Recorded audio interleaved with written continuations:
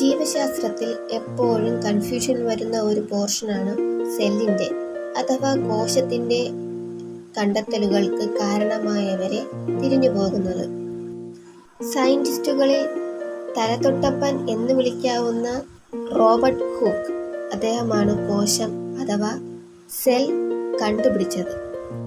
Robert ഹൂക്കിൻ്റെ cell കണ്ടുപിടുത്തത്തിനു ശേഷം Robert brown കോശമർമ്മം nucleus കണ്ടുപിടിച്ചു. Cell കണ്ടുപിടിച്ച റോബർട്ട് ഹൂക്കും കോശമർമ്മം അഥവാ ന്യൂക്ലിയസ് കണ്ടുപിടിച്ച റോബർട്ട് ബ്രൗണും പിന്നീട് അറിവിൻ്റെ ഒരു മാലപ്പടക്കത്തിന് തന്നെയാണ് തിരികൊടുത്തത്.